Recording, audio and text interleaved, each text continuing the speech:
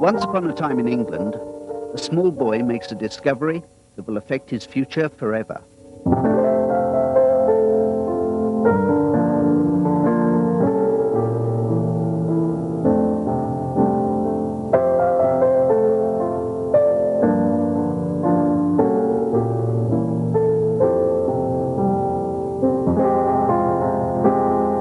The child's curiosity grew with him and led inevitably to the camera, darkroom, and more pictures.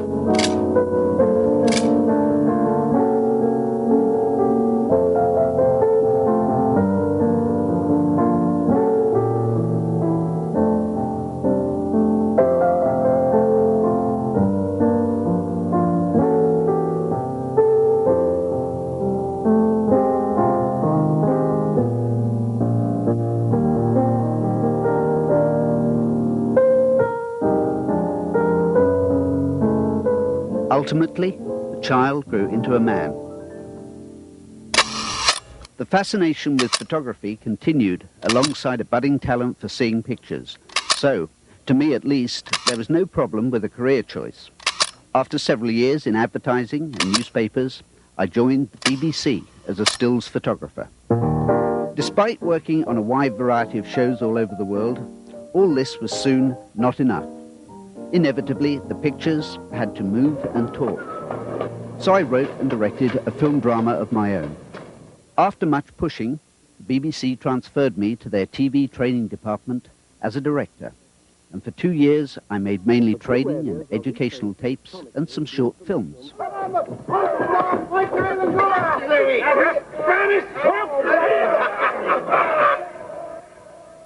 With a correct balance between lighting and perspective, even quite elaborate sequences like Pirates can be successfully attempted.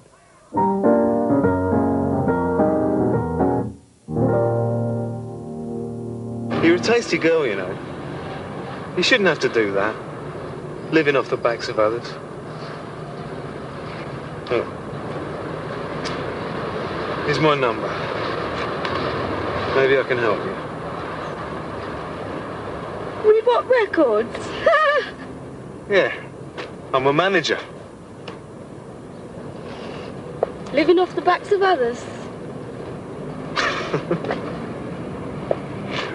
Thanks, but I don't need charity.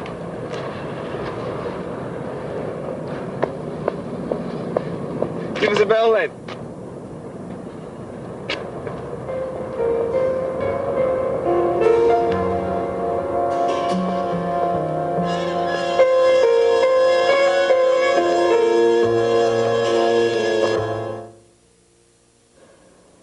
Interesting idea, Will.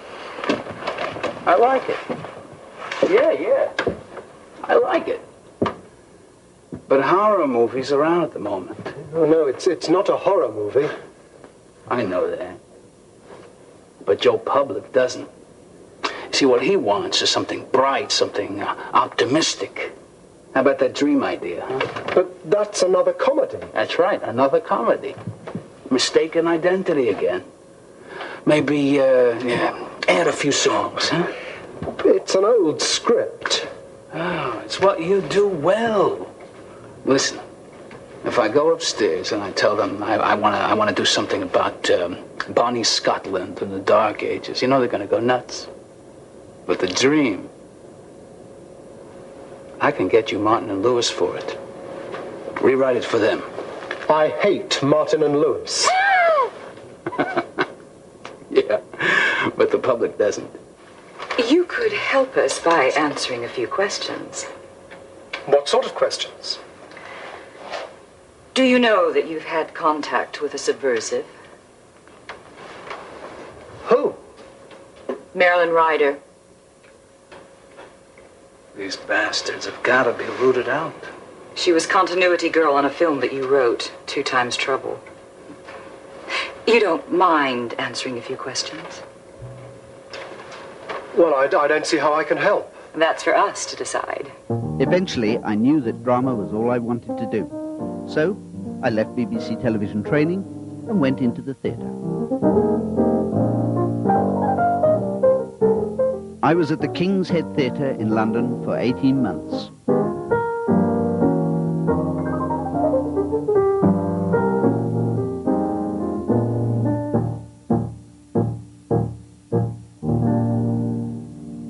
After some critical success, a lot of fun and very little money, I decided that what I needed was a restful holiday in Southern California.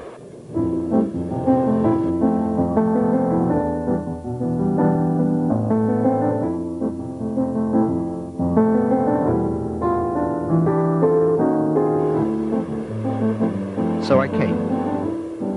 It wasn't quite what I expected.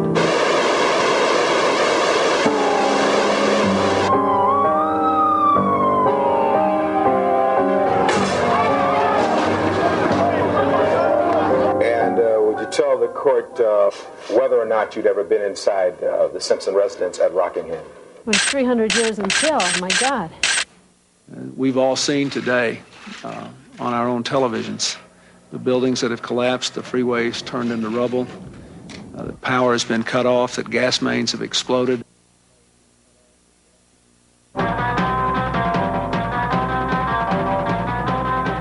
Hey, Tom, you want Pepe? We'll give you.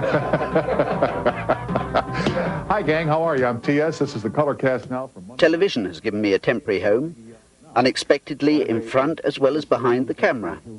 Anyway, what is our hero? Oh, right, yeah. This is from John White in Jacksonville, Florida. Okay. I'm an old man who lives alone and just barely scrapes by, so I appreciate the good humor that you spread on your show. He goes on to say that 40 years ago, he lived in Los Angeles, downtown, and worked there. And there are various places that he remembers. Would you possibly ask somebody, or would you know somebody? And not only do we know somebody, but you turned out to be that person, did you not? Yeah. You went out and went to the various locations. Now, if you could roll the videotape, please, produced and directed by Michael Cohen. Here we go. Now, where are we, Michael? Well, this is just the skyline along Okay, John, look at the skyline of L.A. Now, here's Hill Street, John. Now, that's the Angel's Flight. That's the oldest railway in Los Angeles. Yeah, John, this is where the Angel's Flight was. It's gone completely. Can you see? Oh, Lord, that's disappointing. Yeah, I know. Now there's the old subway tunnel. That's still there. That lady there is my person. Street or 3rd Street? That'd be the 3rd Street tunnel. 1st Street. 1st Street, right. Looks a lot different now. Well, those apartment buildings that you see in the background, that was the old Bunker Hill development downtown. That's where I lived, up on Bunker Hill. In one of those... Tom, that's where he used to work. That used to be the Thrifty store. That was the Thrifty drugstore you worked in right there, John. It's vacant now and for lease. The next day, Carrie, Mel, boom, bang. We can't get to the commissary fast enough to talk and have a conversation. By Friday, he calls and he says, it's Cary Grant. I said, tell him I'm not in. We have time for one more, I believe, David. I just want to know why the movies are so expensive, like on Saturday night, and then they're half price during the week, and they don't pay the staff any more than what they do. It's just robbery.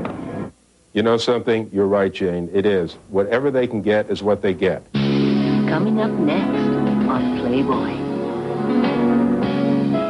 A lonely writer takes a page from his past when he reminisces about the women who first aroused his fantasies. Glimpses.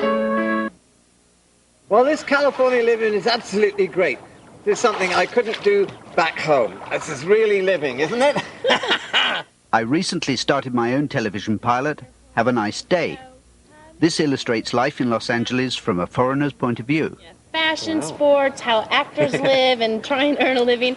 We might even try some dating. Oh, God, I wouldn't go out with any girl who'd go out with me, I'll tell you that. That ought to get a few laughs. Yes. Well, come back next week and have a nice day.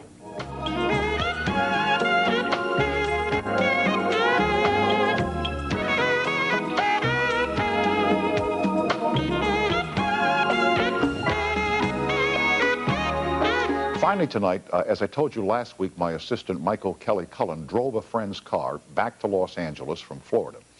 And he took along a high-8 camera, and he made some photographs of stuff, like last night we showed you the Tom Snyder water towers in Central Florida. He was at a motel one night in Alabama, and he had nothing better to do, so he decided to go out and create something with the high-8 camera. Here is part 2, and this could well be the final part of Cullen's Chronicles.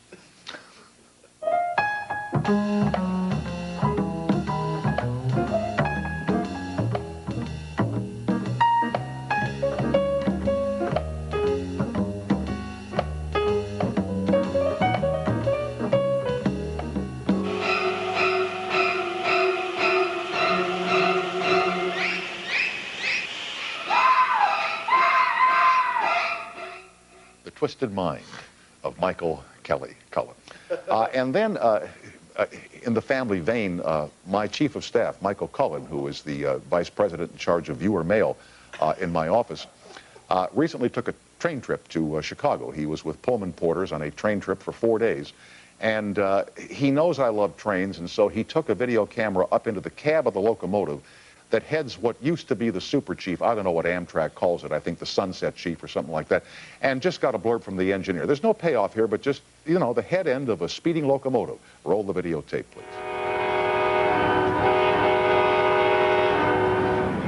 Good evening, Tom. We'd like to welcome you aboard Amtrak Southwest Chief. You're in the engine of train number 4 between Los Angeles, California and Chicago, Illinois. We're in northern New Mexico right now. We just crossed over Glorieta Pass, approximately 7,000 feet in elevation. And I'm Bill Chomsky, one of the engineers, and the other engineer is Ruben Castaneda. Our run that we're on right now goes from Albuquerque, New Mexico to La Junta, Colorado. And then we'll return from La Junta back to Albuquerque tomorrow morning on train number 3.